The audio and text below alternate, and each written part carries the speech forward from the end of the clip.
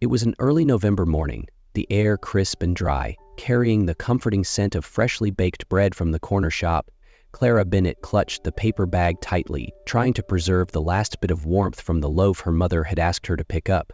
Her mother needed those ingredients to prepare breakfast at the cafe where she worked. Clara was late because she had stayed up all night studying. At her age, she divided her time between helping her family and pursuing her dream of becoming a nurse. The dark circles under her almond-shaped eyes betrayed the sleepless nights spent buried in anatomy textbooks, but the weariness couldn't dim the hope in her gaze. The traffic light turned red just as she glanced at her battered phone. 6:45 a.m. If she moved fast, she could still make it in time to help her mom with the morning shift. Without hesitation, Clara clutched the bag of bread to her chest and started crossing the street, the music in her ears forming a bubble that separated her from the world around her. She didn't see the black Mercedes making a sharp turn at the corner. She didn't hear the horn blare like a thunderclap tearing through the quiet morning. She didn't see the horror etched on the faces of bystanders as the scene unfolded in slow motion. But she felt the impact, not from the car. A body hurled into her from the right, pushing her hard onto the sidewalk. The bread bag flew from her hands, its golden slices scattering like confetti across the street. Clara hit the ground shoulder first, rolling a few times before stopping. The screech of tires tore through the air. The Mercedes skidded, leaving burnt rubber marks on the asphalt, and came to a halt just inches from the man who had saved her. "Oh my God," she screamed, yanking out her earbuds and scrambling toward the motionless man. He wore a suit likely worth more than her entire savings combined. His silver-streaked hair was now stained red where his head had hit the pavement. "Please, don't die," she whispered, her hands trembling as she searched for a pulse on his neck. "Please stay with me." His eyes fluttered open for a second, sharp, green, and soul-piercing.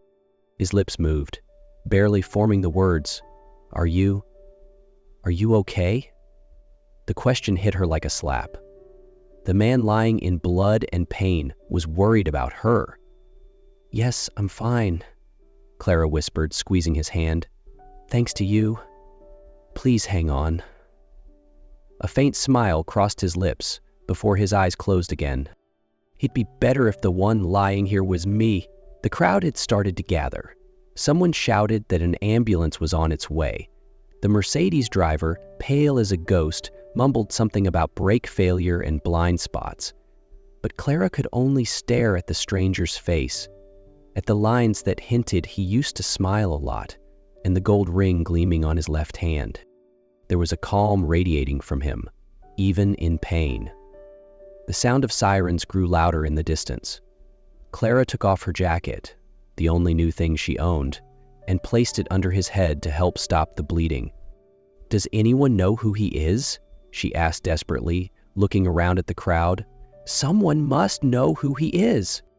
A man in a suit, looking like he belonged to the same world as the one lying on the ground, stepped forward. "He's Daniel Whitmore," he said shakily, "chairman of Whitmore Holdings." The name hit Clara like lightning striking twice. Everyone in the city knew that name, tied to skyscrapers and million-dollar donations to hospitals. And now, that very man was lying in the street, bleeding, because he had saved her, a girl who couldn't even afford a new phone. The paramedics arrived in a storm of movement and urgent commands. Clara was pushed back as they surrounded Daniel, attaching monitors, fitting a neck brace, preparing the stretcher. "Miss, please come with us," one of the EMTs said, taking her arm. "I'm fine," she protested, her eyes never leaving Daniel as they lifted him onto the stretcher. "He pushed me out of the way. The car didn't even touch me." "Still, we need to document the incident, and your arm has a few abrasions." Clara barely felt the sting on her skin where it had scraped against the road. Her mind kept looping a single image, those green eyes asking if she was okay, that weak voice saying it was better that he had been hurt. In the ambulance, a medic gently cleaned the small wounds on her arm, while Clara stared at Daniel's unconscious face. The machines beside him beeped steadily, the only proof that life still coursed through his veins. "He's going to make it," the medic whispered, adjusting the IV line. He's strong. The head impact looked worse than it is, but the hospital will need to run more scans just in case. The hospital. Clara closed her eyes and thought of her mother, waiting for the bread that would never arrive, the stack of unpaid bills at the tiny cafe, and her own deferred dreams of becoming a nurse. All of it suddenly felt small, insignificant, compared to the life and sacrifice of this man. "We need your statement." A police officer approached with a notepad in hand. Clara answered robotically. Her name, age, address. Each response felt inadequate, too ordinary to reflect the gravity of what had just happened. "Can you describe what happened?" I wasn't paying attention," she whispered. "I had music on. I wasn't looking. It was my fault. He saved me. I was in a hurry, had my headphones on. I didn't see the car. He came out of nowhere and pushed me out of the street." The officer nodded and jotted notes, his face grave. "The driver says the brakes failed. We'll conduct a full investigation." But Clara barely heard him. Her mind kept replaying that moment, the music in her ears, the sudden impact, the flying bread, and above all, those green eyes looking at her with a concern she didn't deserve. At the hospital, Daniel was wheeled straight into the emergency room. Clara stood in the hallway, clutching her blood-stained jacket, feeling utterly lost. A nurse brought her a clipboard. "Are you Mr. Whitmore's family?" "No." The word caught in her throat. I'm the one who nearly got him killed." The nurse looked at her kindly. "People said he chose to do that. He saved you." "About why?"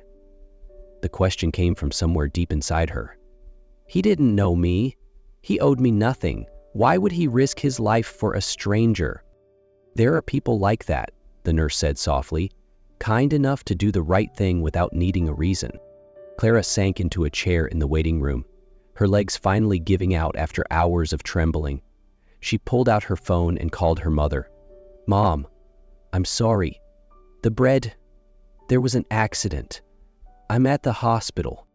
The next few minutes were a blur of broken explanations and repeated assurances that she was okay.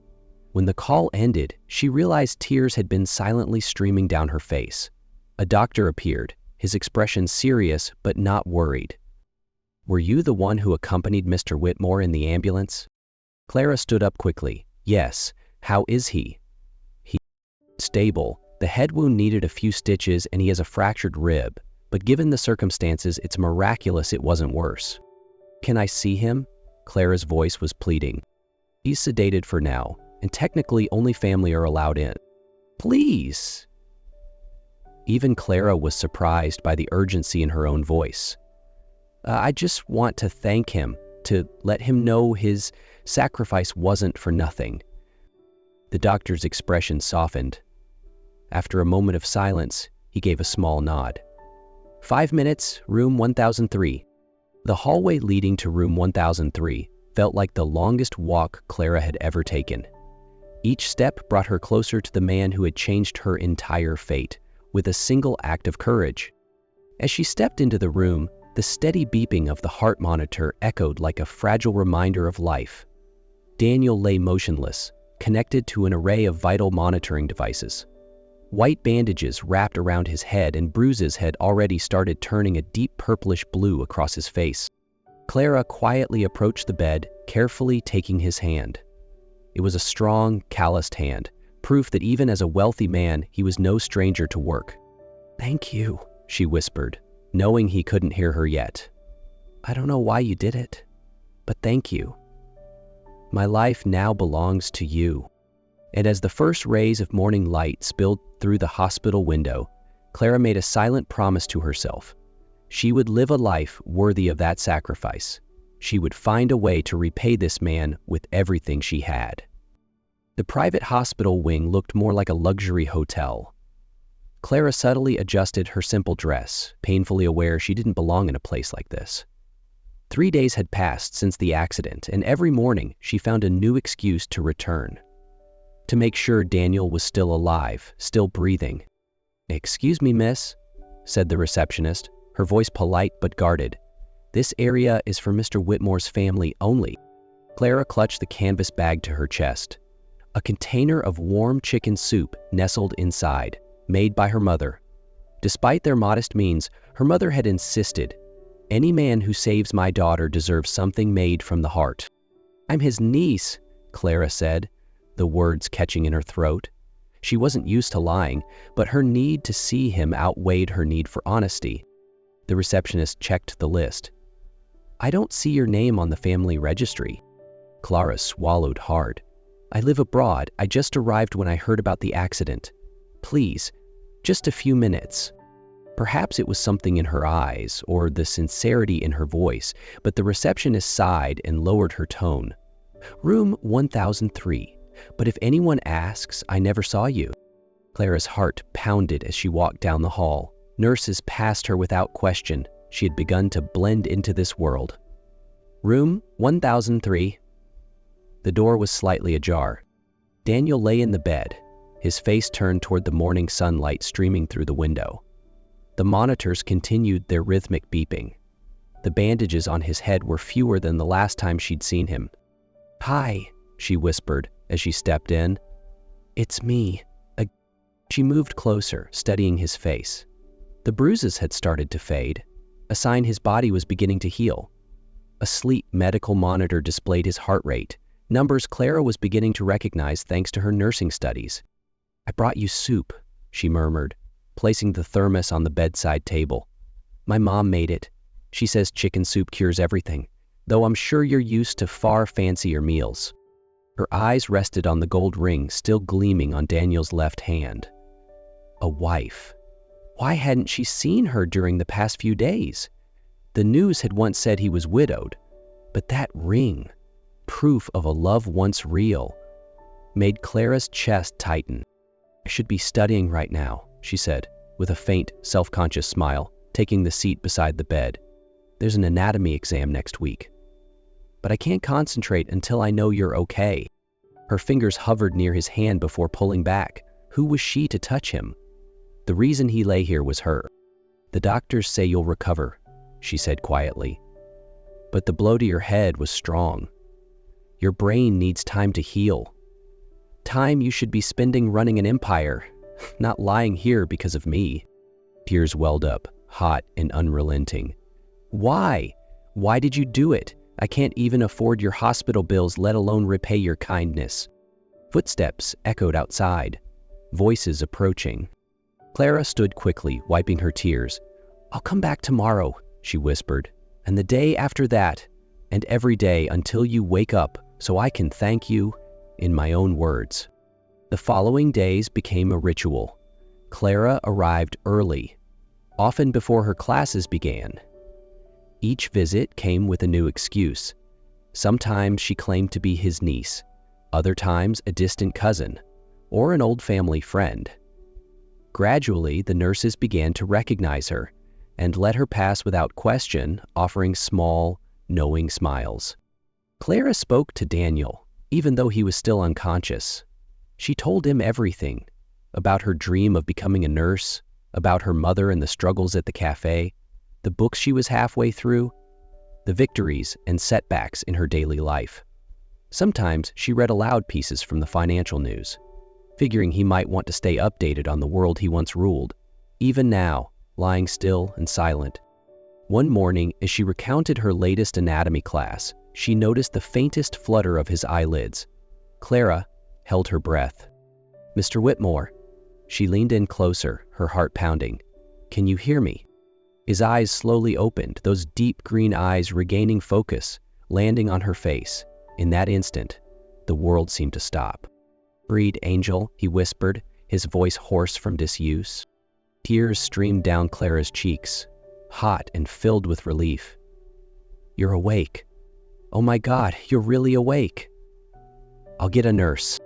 But before she could stand, Daniel's hand clutched hers, weak but firm. "Wait. Tell me your name. I need to know." "Clara," she whispered. "Clara Bennett." A faint smile appeared on his lips. "Clara. Fitting name. You're my dawn.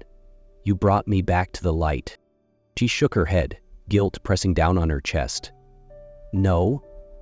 I'm the reason you're here. If I hadn't been so careless. If you hadn't been careless, he interrupted, his voice steadier now, I wouldn't have had the chance to do the most meaningful thing in my life. But you're Daniel Whitmore. She choked on her words. You built an empire, created thousands of jobs, donated millions. I moved money from one place to another, he said with a soft smirk. Saving a life. That was real. Clara sobbed. Why aren't you angry at me? You should hate me. I'm the reason you got hurt. Daniel tried to sit up, wincing from the pain. Clara rushed to help, adjusting the pillow behind him. How could I hate you? He said, looking deeply into her eyes. You've been here every day. The nurses told me, when I drifted in and out, you were always there. She blushed. I just wanted to make sure you were okay. And you brought soup too, he nodded toward the thermos on the bedside table. The first real smell I've sensed in days. My mom made it, Clara mumbled. It's probably not what you're used to. Perfect, Daniel cut in, his gaze softening. Just like you. In that moment, something shifted between them. It was no longer just gratitude or guilt. It was something deeper, quieter. A connection neither could name. Mr. Whitmore? Daniel, he corrected her. After nearly dying together, I think we can skip the formalities. Clara laughed. Daniel, I should get the nurse, she said after a few seconds of silence. They need to know you're awake. Wait a little longer, he said, still holding her hand. First, you have to promise me something. Anything. Keep coming back. Not out of duty, not because of guilt, but because your voice has kept me tethered to this world. Clara felt something in her heart unfold. I promise. As she stepped out to call the nurse, the room quickly filled with doctors, machines, and a flurry of questions. Clara quietly slipped away, but just before turning the corner, she looked back. Daniel was still watching her, his eyes full of unspoken meaning. For the first time since the accident, Clara felt that maybe, just maybe, fate hadn't been cruel when it brought them together. Daniel recovered slowly but steadily. Clara still came every day, bringing soup, books, little stories, and a light no one else seemed capable of offering him. They had begun to laugh more. The touches between them had softened. Something fragile yet genuine had begun to grow. And then, as with many beautiful things in real life, the unwelcome arrived. A photo was leaked.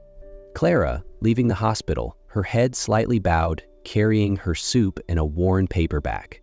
Daniel, smiling from his hospital bed as she left.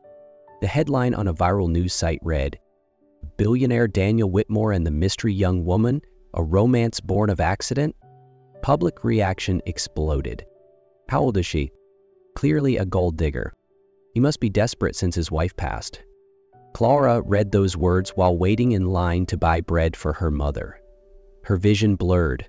Her chest tightened. She hadn't done anything wrong, yet the world condemned her for caring about someone. Deeply, she wanted to disappear. To stop going to the hospital, to avoid the pitiful looks from nurses and doctors. But Daniel already knew. When Clara entered his room, prepared to explain, he raised a hand and stopped her. I know, and I don't care. About they're your friends, your business partners, investors. No one gets to define my happiness but me. He looked straight into her eyes, voice calm but unwavering. Clara, if I have to trade my reputation to keep you, I will, without hesitation.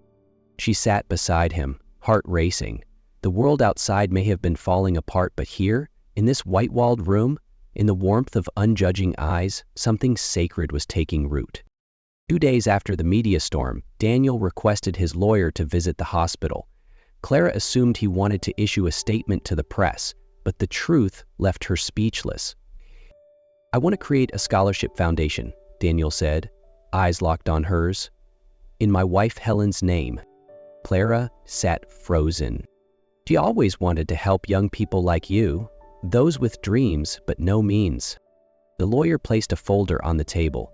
On the front page, the Helen Whitmore Foundation for Education and Renewal. Nominated Director, Clara Bennett. No, I'm not qualified. You have heart. You have empathy. And you know what it means to fight for a chance. Clara's eyes welled with tears. This wasn't just a gift.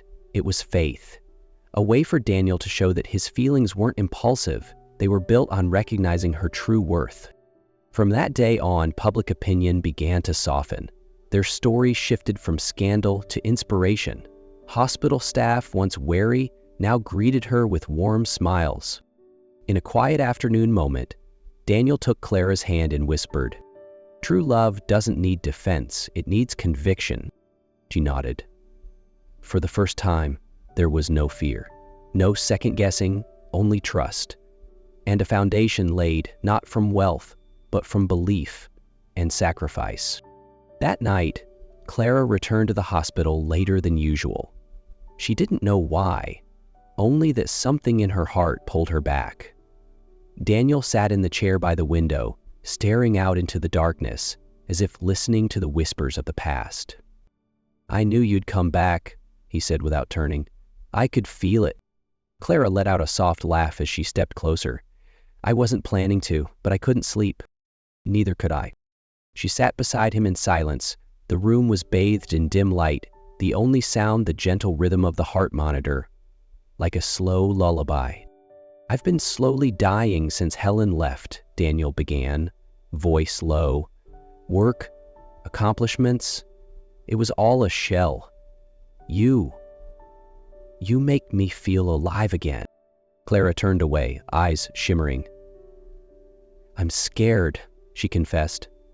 "Scared that these feelings are wrong, that we're wrong." Daniel turned to face her, his hand gently brushing hers. Real connection doesn't need years to grow. It needs truth. Silence followed. Not awkward, but deep. When Daniel lightly squeezed her hand, Clara didn't pull away. "I've never loved anyone," she whispered. "Neither have I," he smiled gently. "Not like this." And in that moment, no more words were needed. When their lips met, it wasn't blind passion. It was two souls merging after being lost in the noise of the world. Clara trembled, but she wasn't afraid. Daniel held her as if she were something sacred. No rush, no claiming. Every touch was a promise, every embrace a silent thank you. As they lay together on the narrow hospital bed, Clara pressed her ear to his chest, listening to his heartbeat, strong, truly alive. "Are you okay?" he whispered, fingers brushing her hair. "I feel whole," she answered, her lips brushing the skin over his heart. In that moment, there was no age, no status, just two people, once broken, now found. 3 weeks after his discharge, Daniel asked Clara to come with him one early morning. The car stopped at the exact corner, the place where they first met, where her life nearly ended, and where their love had begun. Clara stood still. "I remember every detail," Daniel said, taking her hand. "The paper bag, the fear in your eyes, and the instinct to protect you." She gripped his hand tightly, eyes stinging. "Why would you risk everything for a stranger?" Daniel smiled softly. "Because I read Helen's last letter. She wrote, 'If one day you find a reason to live again, don't let it go.'" He turned, pulling out a small velvet box. Standing on the very crosswalk where fate almost broke them apart, Daniel knelt down. "Clara Bennett," he said, his voice trembling with emotion. "In the place I almost lost you before I had you, I ask, will you let me spend the rest of my life protecting and loving you?" Clara burst into tears. The ring shimmered with a green sapphire, the exact shade of her eyes, framed by 2 delicate diamond wings, symbols of shelter and destiny. "Yes," she whispered, 1,000 times yes. Strangers applauded. Someone recorded the moment, but in that instant, the world faded away, and only they remained. In the very spot where everything could have ended, they had found everything worth beginning.